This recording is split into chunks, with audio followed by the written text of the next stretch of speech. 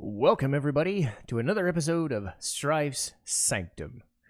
My name is Citizen Strife, and this week we're going to take another detour from the RPGs that I'm well versed in to getting back to the retro roots. And this is going back very, very far. This is going back all the way to 1993, 1994. And I was, 8, 9, 10 years old at the time. And this was when Toys R Us, before they closed down way back, whenever we go into the game section, they had the games, but they didn't have them in like boxes. They had them in like these colored slips. They had the name of the game, then they had these like white and yellow slips. And anybody who's old school probably remembers them along with me. And the one that I remember getting from Toys R Us more than anything else was Mega Man X. And Mega Man represents a franchise that, at least now that they brought it back and, Mega Man 11 was a success and, stuff like Mighty Number 9 wasn't, it shows that Capcom still has the skill level even after a super long time of doing a franchise to bring something back and do it justice. But this was at the time in the 90s where Mega Man seemingly couldn't fail. They'd had a bunch of games that were starting to show their age and, get samey, but I don't think anybody really cared. Mega Man is jump, shoot, get powers, jump, shoot, get powers. It's pretty basic. So Mega Man X comes in and they throw in higher fidelity graphics. They throw in a better tone, a stronger tone, I think a darker tone than Mega Man tends to. And Mega Man is like, I'm Dr. Wily, I will catch you, versus the world is destroyed because Sigma said I'm going to blow shit up. Viruses and, decay and all this junk. So Mega Man X represented a darker edge. Not always something that they could always follow through on, but there are instances where Mega Man X tends to be my preference. But it also comes down to the gameplay aspects. Because Mega Man has stuff like the slide and the Mega Buster and Rush and whatnot, but when you're able to do stuff like slide or jump around in the world or collect items that, give you fiddly new powers, it was just something different. It was something magical about it. And even though I'm not as big into, platformers and whatever anymore, Mega Man X always felt like one of those staples. And it's good to know that it's always fondly remembered as such. And most of that does come down to the gameplay innovations that they made at the time, and they were trying to keep the Mega Man stuff and the Mega Man X stuff separate. And of course, they went on their merry way and whatever. But Mega Man X is going to have that fondness if they ever do decide to make a Mega Man X9, provided they can wash the stink out of like Mega Man 7 and 8, right? But for now, I want to talk about Mega Man X, and I want to talk about as simple a plot as you can get. The world is 20XX. Mega Man X sort of existed, Dr. Light sort of existed, but also created Mega Man X as a sort of replacement. It's like he knew that all of his efforts and all of Dr. Wily's stuff didn't add up completely to saving the world like he'd envisioned. So he created X as a way to balance out what could end up happening. And it ended up becoming a war between what are known as Reploids, the general population of robots, and X himself, and Maverick. And the Maverick tend to be Reploids like X, who just, either by virtue of Sigma having control of them, deciding just to go with him, or having viral infections, different things. The Mavericks are your bosses, and the Mavericks are always your bosses. So instead of Plant Man and Metal Man and, Flash Man, all that stuff. You have different Mavericks based on different animals. And that's it. That's a unique way of differentiating them, and it also gives them something else that they can go on. You still have your standard, they have your powers, you get them, and then you can use them during the stages, and you just get to fiddle around with more things as you go. But as far as talking about Mega Man, you have to talk about X himself. I always find X to be a bit of a... He doesn't want to do things. Like, Mega Man never struck me as somebody who was afraid to fight. He just didn't want to do it. Mega Man X, more often than not, especially when they started getting into the more character-driven stuff like X4 and whatever, always came off as a guy who couldn't be asked to do a thing, which is counterbalanced by Zero, who never ran away, who never decided. And Zero was always the awesome one. Even today, I think people were just like, yeah, Mega Man X is a thing, but we want to play Zero. So after Mega Man X3, they said, we'll let you play Zero a little bit. Now you just play as Zero. And it's like, yeah, we get to use a fucking lightsaber. Let's go. So Zero was always the cool guy, much in the vein of Proto Man, but even more so. Once Zero makes his entrance in Mega Man X, you're like, why am I playing as X? I want to play as this guy instead. So that's why Mega Man X has always just been kind of meh. But they are... Not only do they have to deal with the Mavericks, they have to deal with Sigma. And Sigma is relentless. If you think Dr. Wily is relentless, Sigma is beyond compare when it comes to, I will not die, I will keep coming back, and I will ruin your shit. A lot of this story will come from like the Maverick Hunter port and re-release in the PSP era, but Sigma was a former like commanding officer in a way. He was just a very awesome warrior. He was Zero, if not better than Zero. But there's something about Sigma that's just not quite right. And despite the fact that he's able to lead and fight off against the Mavericks and whatever, he himself turns Maverick or becomes the first one to do so, and then ends up infiltrating everybody else and saying to them, hey, we don't like being Reploids. Join me and blow shit up and have fun and destroy them. So Sigma's there. There's also a bounty hunter / Sigma follower, sort of, named VIII. And VIII is just Boba Fett if he was evil, I suppose. Is Boba Fett still an evil guy? I don't know. I've been watching The Mandalorian and I'm thinking, Boba Fett's awesome. VIII is just some simpy, whiny version of X. But he's got the Boba Fett mask, and it's like, well, he's Boba Fett, but he can ride armor and stuff like that. So Sigma is the big bad. VIII is there to ruin X's day as kind of a mid-boss kind of thing. And Zero is there to help X along the way.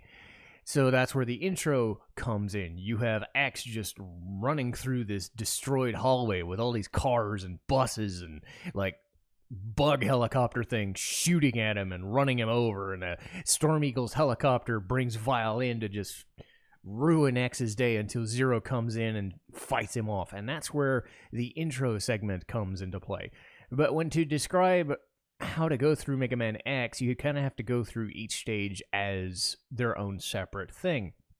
So the way that I'm going to do this, or I'm going to do a Sonic recap or do Donkey Kong or whatever, is go through stage, not stage by stage. Mega Man at least has 8 stages and the Sigma stages, so you can kind of easily knock them out in a list form, which is what I'm going to do. If I have some side tangents, I will, and I think that makes sense. But I'm going to go with what I would assume is Mega Man X's preferred path, because of the weakness system. I always did Chill Penguin into Flame Mammoth, but there's a different way of doing it. Like, they wait for Flame Mammoth till the end, because I always assumed Flame and Chill and whatever worked against each other. No, it was Flame against Chill Penguin, but Chill Penguin's the easy one. Like, Chill Penguin is the dork of the campaign, and they start him off, and it's a snow level. It's a nice little like keyboard intro, and it feels like an ice level, but there's not a whole lot in there. But they do have some interesting aspects to differentiate X from Mega Man. First being the dash boots. You find these like green and blue capsules that Dr. Light has like a Princess Leia hologram, and X gets to go into the capsule and receive this power. So this is where it starts. He gets the dash boots, and now you don't have to worry about making precision jumps down a fucking hole. You can at least dash your way through levels now. That's why I always loved Mega Man X, and that's why you always do Chill Penguin first, is you get the dash boots. Man, it makes things go so much better. Even though like Mega Man has a slide, this is just way more precision, way better, and the wall jumps aren't terrible. The wall jumps are pretty simple and pretty easy to handle, and the wall jumping with the dash boots is really cool. The rest of the stage, you get a ride armor, and the ride armor is just a giant mech suit. You punch. You get the ride armor. You can take maybe 5 or 10 hits from enemies, but you punch them. You punch them, and you punch them, and you punch them, and you get done. Chill Penguin himself, he's able to throw out statues of ice. He's able to freeze you. He's able to like ram you.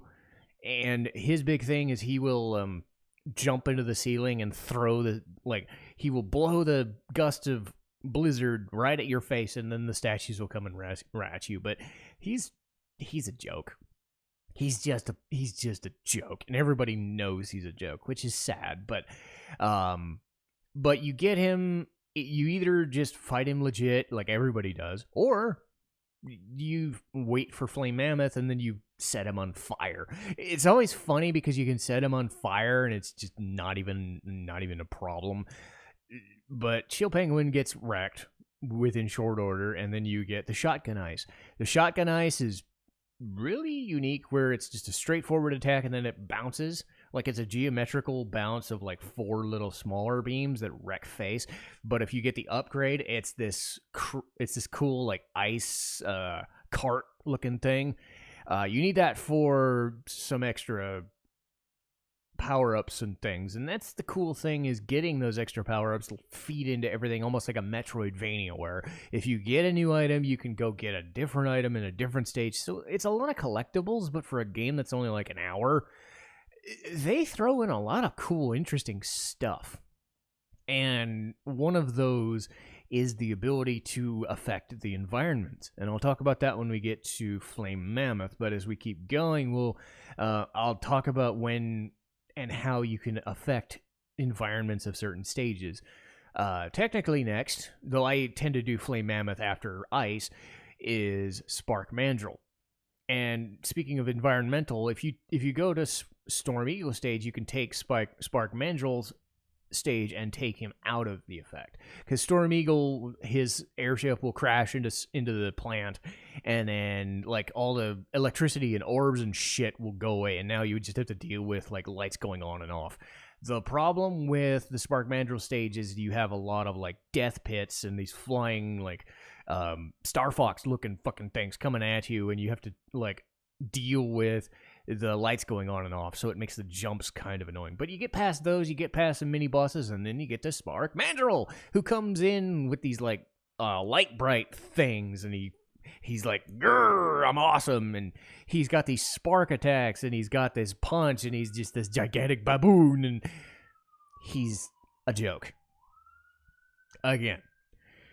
And I'll talk about it now because it's notorious, and I think other games tend to make it way more just sad, but this was the genesis of what Gerard the Completionist called the Spark Mandrill Syndrome, and anybody who's played Mega Man X knows this. If you come here with Chill Penguin, not only is it his weakness, but as he's trying to punch you or something, he goes, and he's stuck. He's just stuck, and even if he's like throwing a fist at you, he could be stuck. And as long as you're far away from him, like, he can't hurt you. And he's dead. I mean, you could fight them legit. You could fight any monster without their weakness. It's perfectly fine, and that's what probably most people will do, is fight them legit and then fight with their weakness. That being said, the Spark Mandrill Syndrome is a thing that became a crutch, I think, more so in Mega Man X3 and 4 and onward, where they just completely invalidate an enemy. And as fun as that is, and for a guy who doesn't like fighting, too hard, like I don't like hard games to be very honest, it does also cheapen the effect, but the fact that you can avoid having to use it is its own benefit. So I know that Spark Mandrill Syndrome is a thing that you can choose not to do. And more power to you if you go Buster only or if you use a different weapon. That being said, the fact that you can do that at all is a bit much. I mean, there was an enemy, I think it was like, you use Flash Stopper on them in Mega Man 2 and they just completely stop. Or like, it wasn't like Toadman, where you hit him with a thing and you mess up his attack pattern and then he can't hit you anymore. Stuff like that, where it's a glitch and then it makes a harder fight into a complete fucking joke.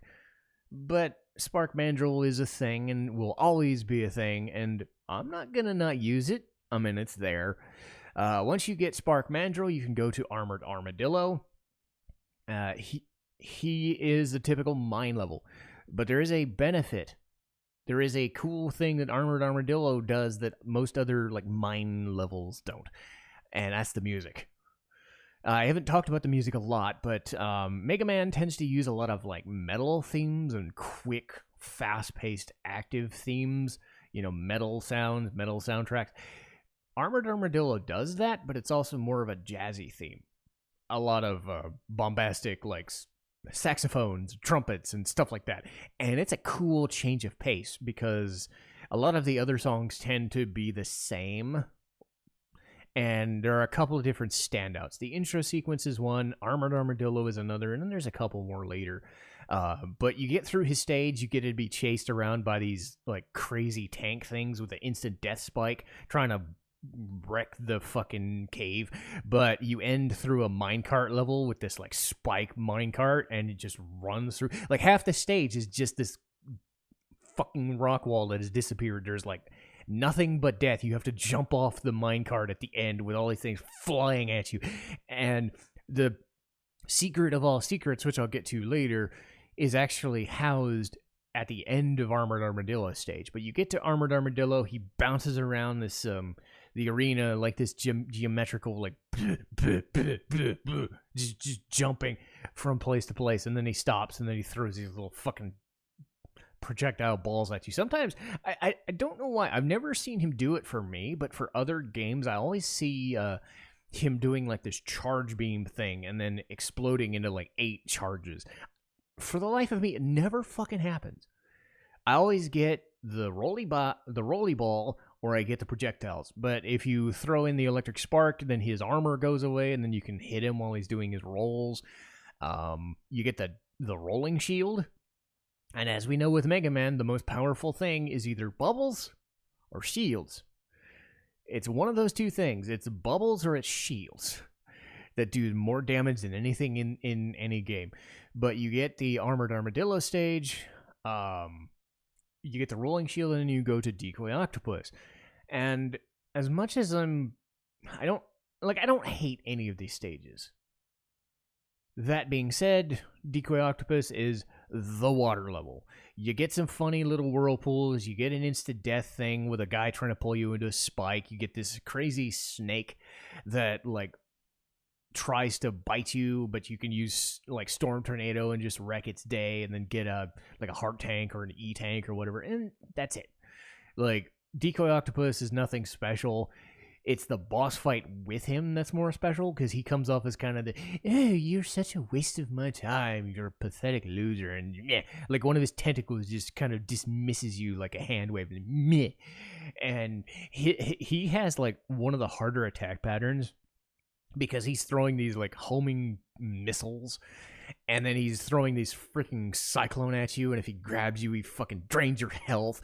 So it's like he's the harder boss, and yet his level is like not very memorable. So I'm like half and half. Like I like him and I don't. If you come back with Boomer Kuwanger's weapon, the boomerang cutter, you can actually cut off his tentacles and he can't do the drain attack anymore. And, you know, things like that. Those little additions to changing up the battle plan or changing up the stage, those make such a difference in how you want to approach playing a Mega Man game, because you are able to, you know, go from stage to stage. You don't have to just go weakness by weakness. And once you learn these little niggling things, you just like, oh, you could do that? That's awesome. But you get Decoy Octopus done and you get the homing torpedo, which is, as it implies, a homing bomb and a homing torpedo. I forgot to mention the upgrades for Spark Mandrill and etc. So Spark Mandrill gets like a half the screen clear, like left and right, like this electric spark. Armored Armadillo lets you get the shield because, of course, the shield works where it actually kills enemies while you're walking around. So you're invincible and you can like kill enemies. That's important for a different upgrade later. And Decoy Octopus has like multiple missiles. I don't know if they home. I think it's like 5 or 6 missiles, but I like the homing torpedo more in general. Next up is Boomer Kuwanger.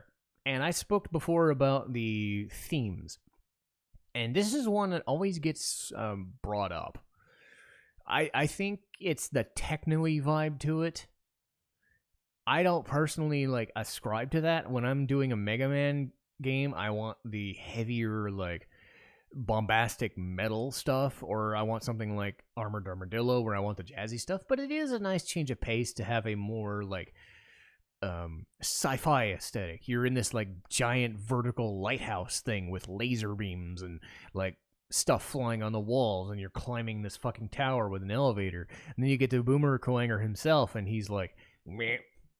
And he's trying to get close to you. He's almost like the fucking Zora King.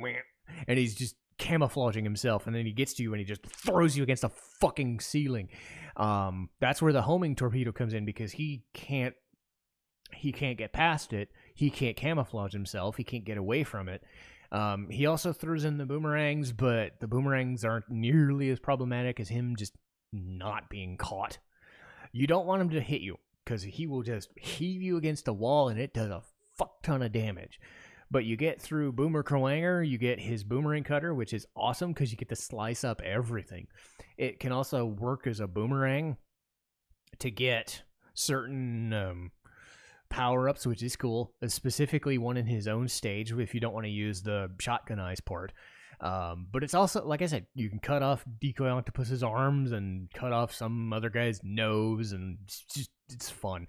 I think the boomerang cutter's upgrade is like multiple, just like the multiple missiles. You get the multiple boomerangs. Once you get done with him, Sting Chameleon, it's forest stage. You get the ride armor. It's cool.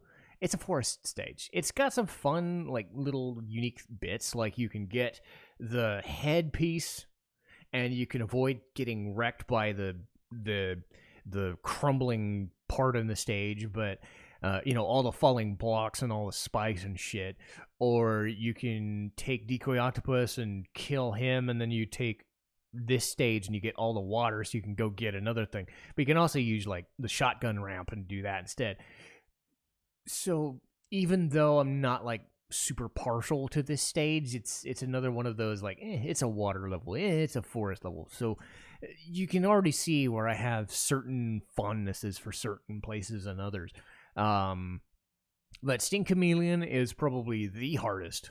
I'd say Boomer Kuwanger and Sting Chameleon are probably the hardest bosses, because Sting Chameleon is a whiny little bitch. He runs from everything. He camouflages himself and runs away, and like he's shaking the fucking ceiling and the spikes come down everywhere. And then he has the freaking like the little barbs that come from his tail, and it's just like, man, he has so many freaking attacks. And then if you get close to him, he'll just fucking whack with his tongue and just wreck you. And I think he is the hardest boss. Like Boomer Kuwanger is hard if you don't have the homing torpedo, but Sting Chameleon is super hard unless you have the boomerang cutter. Like, you absolutely need it to have any possible chance, because it is just RNG up the ass with this guy.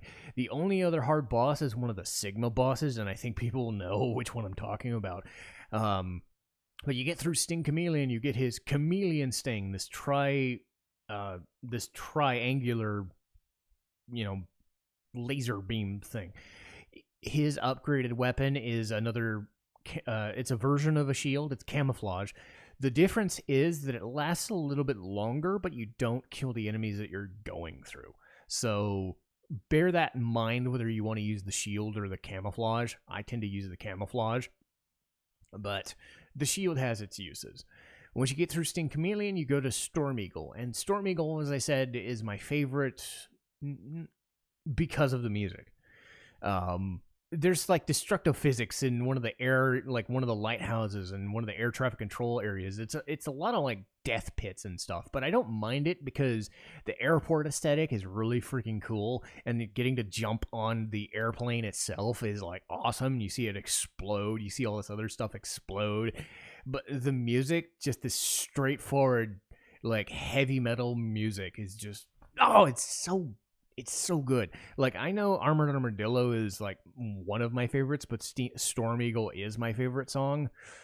And whenever I hear a remix of it, like I've heard some metal remixes, it just fits so goddamn well. And Storm Eagle himself, he's not all that difficult. His whole thing is he's trying to knock you off the platforms. But if he finds he can't really do that, he'll throw in the Storm Tornado himself. He'll dive bomb you. But he's a guy you can kill with a buster pretty easily. You don't really need to use the Chameleon Sting too much, but it's there. So I find you can get rid of him pretty easily and deal with his stage. It's one of those that doesn't really get changed much by the setting if you go out of order. And then we end up with Flame Mammoth. This is the one I do after Chill Penguin all the time because this is the one that changes the most. If you go in normally, the fire like breaks through a lot of the pillars and a lot of the other stuff, and it's not the easiest thing to handle. If you take Chill Penguin out, like, this stage becomes an absolute cakewalk.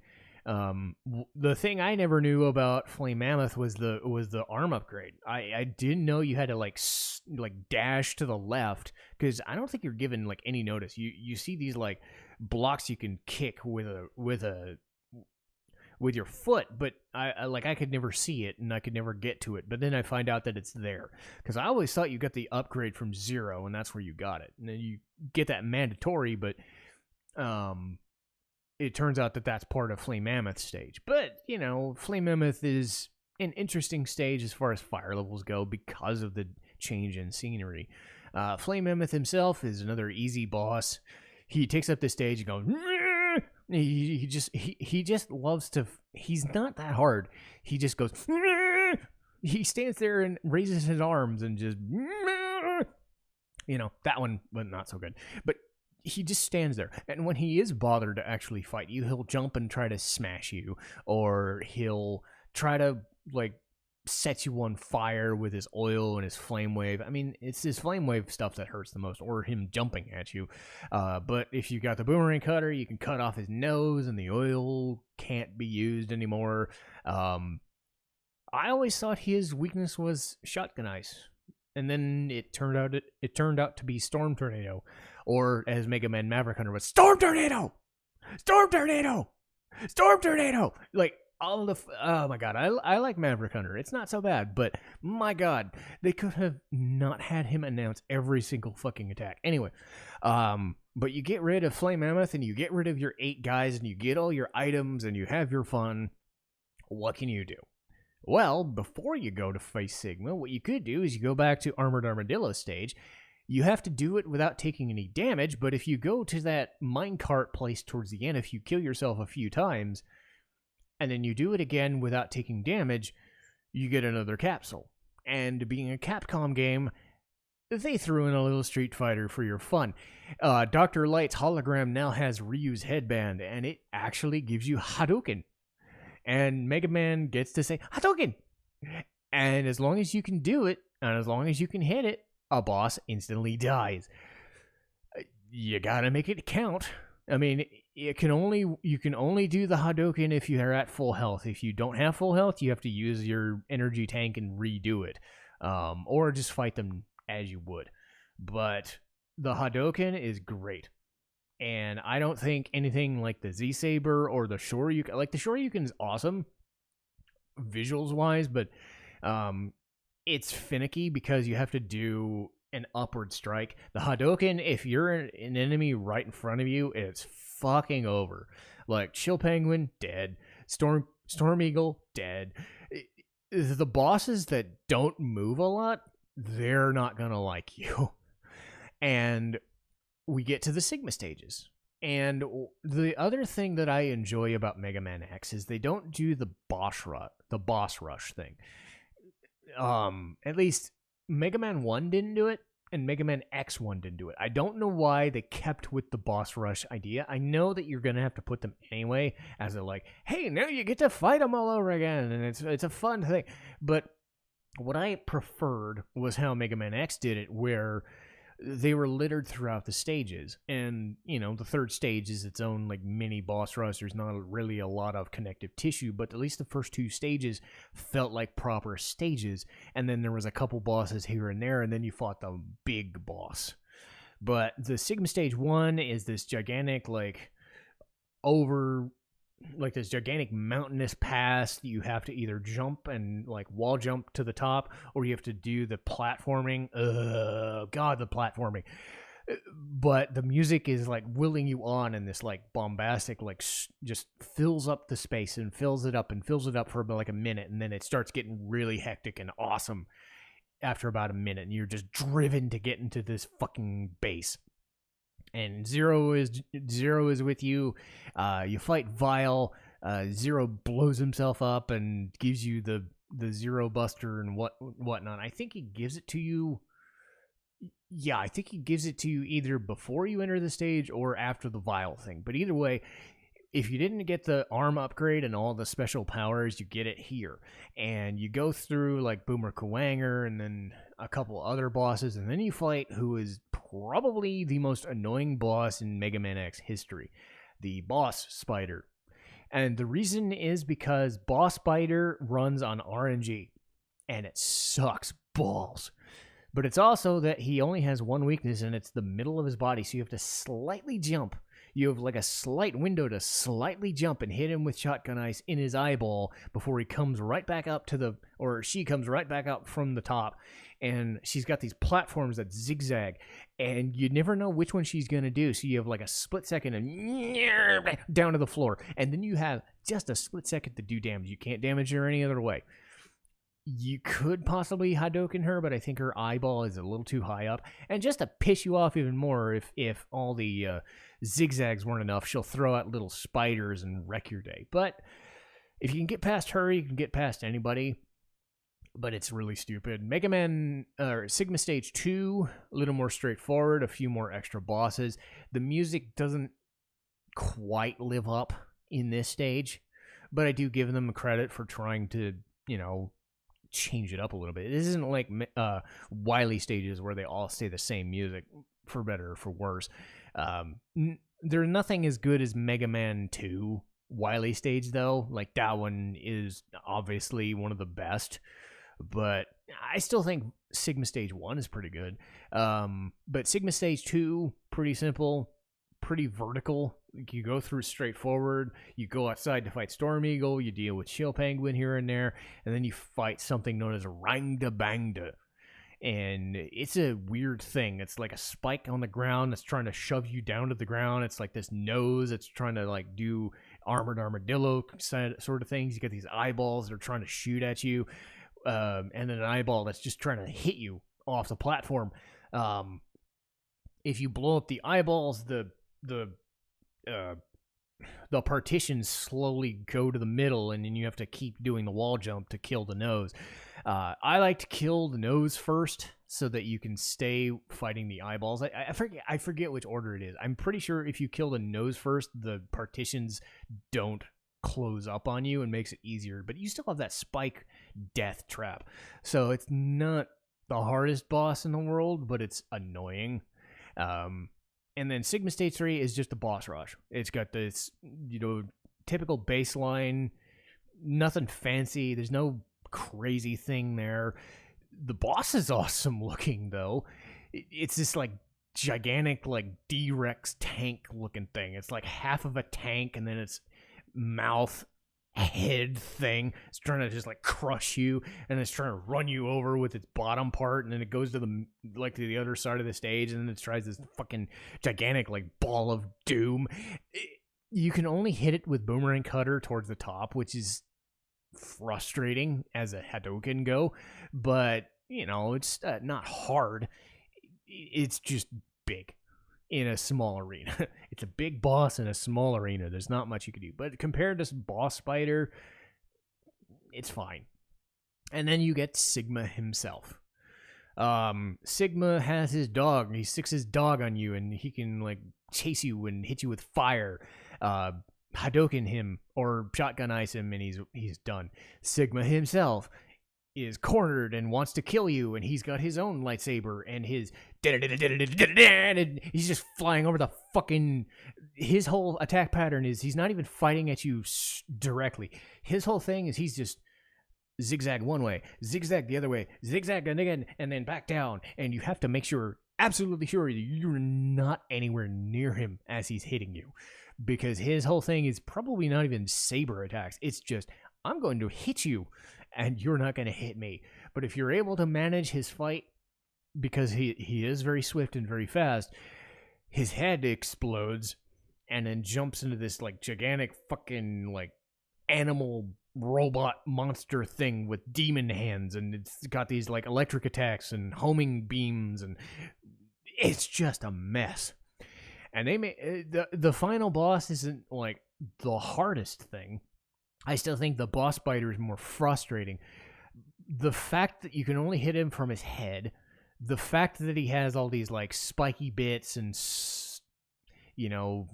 projectiles, they make it worth your while. And Sigma is notorious because, much like Dr. Wily, he's that I have my second form, that sort of thing. And they make you earn it. Mega Man X is hard. And I think it tends to be a little harder than Mega Man proper.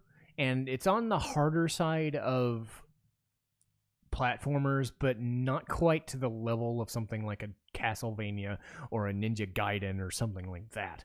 It's not ruthless, but it can wreck your day if you let it. I said before that I have some issues, most notably the introduction of the Spark Mandrill syndrome, which again is personal preference. If you want to do Buster only or use a different attack, you can. It's not the worst thing. Another thing that more frustrates me, because it was the first attempt, was the implementation of right armor, because all you can really do is dash and punch. So it's just a meaty form of dashing and punching. Other games, they figured out right armor is pretty awesome, and you get to do more things with it, but it's like the power-ups. They gave you the basic stuff that you'll need to power up Mega Man, and it's you gotta remember this was their first attempt at trying Mega Man X, so it was their implementation at the first, and then they added different things later. So I don't know if I'm gonna be so angsty about that one and say, hey, it was their first attempt to give you this fucking mech suit, so deal with it. But Mega Man X is great because I like the SNES color palette. And even compared to something like Mega Man 7, which always felt too what's the term, clownish looking and very vibrant. Not in a bad way, but the music and the soundtrack kind of added to this laissez-faire, bright and colorful, weird sounding effect. Mega Man X is trying to be a darker, dystopic version of the world. It's stuff blowing up. It is people sabotaging one another and betraying one another. It is a darker experience. I know that doesn't really come across in some of the later games because the voice acting is but I think Maverick Hunter on the PSP did okay. Outside of Storm Tornado, Storm Tornado! You know, that shit over and over. You actually get to the cutscenes with Sigma and Zero and some of the Mavericks. They actually have decent voice acting for the time. I rewatched a streamer playing Mega Man X Maverick Hunter, and I was like, this is actually pretty decent. Because I know Mega Man X4 had that, like, what am I living for line. It was really terrible. You know, Maverick Hunter at least is not as bad as that. But it just feels like a bigger scope. It feels like bigger stakes are involved. I like that Mega Man X also adds in the Destructo environments, so you can always like fuck around and say, if you go here first, then you come to this level, this thing happens, and you don't have to deal with this part of the stage, but you open up this, and it's almost like Metroidvania in a way, because the collectathon is there, but you could go here and do a thing. So you have a lot of versatility in how you want to approach a Mega Man game, and those are always the fun bits.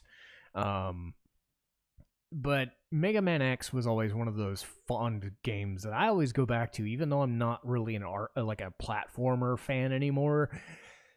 I'm always in awe of what they were able to do with the first three Mega Man X games, and, you know, to an extent, Mega Man 7, Mega Man 2, the whatnot. So this was my way of talking about those old school games and what really drove me towards that, like, Japanese style gameplay, you know, because this was Capcom at their best.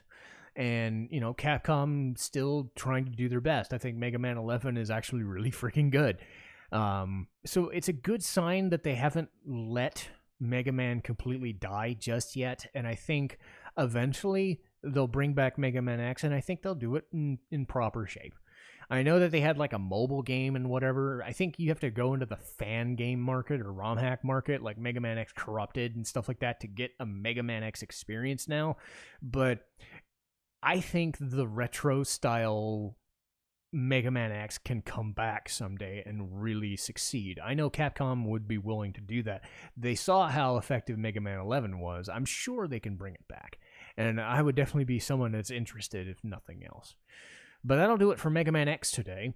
Next week will be RWBY's final episode, volumes 6 through 8. And then I'm going to do Dragon Quest VIII. That'll be the next game. Currently, at time of recording, I'm actually running through the story bits. I know that game by heart, but I want to relearn the minutia of the story because it's been a few years. But Dragon Quest is amazing. And Dragon Quest 5, 8, and 11 will always stand as kind of my favorites. So I'll start with 8, and then we'll, you know, filter on down. You can see why I'm going from series to series and not just going, here, let's just talk Final Fantasy for 10 episodes. No, I want it to vary here and there. But Dragon Quest VIII was my first Dragon Quest experience, and I really loved it. And it makes me want to go back and play those old school ones. I've played up to 4. I don't know if I've played 1 through 3, and I really should get on that. I just don't really have the best access to those games. But still, Dragon Quest VIII is after RWBY. And then, once we're done with RWBY and Dragon Quest, we're actually going to talk about Gankutsou, the Count of Monte Cristo. Now, this is one of my favorite anime, and it's based loosely on the Alexander Dumas story. I don't remember reading it or even watching the movie as a kid. I know there have been a couple of movies, but I remember the Count of Monte Cristo as the anime with the crazy visual style, the crazy outfits, and then the soldiers dueling in the later episodes. Anyway, but I remember Gankutsou very fondly. I can't wait to talk about that. That's going to be a couple weeks from now, but we've got our schedule, and I hope you guys enjoy this episode. Please like, share, and subscribe. Please tell me how I'm doing, and I'll see you guys next time. Citizen Strife, signing off.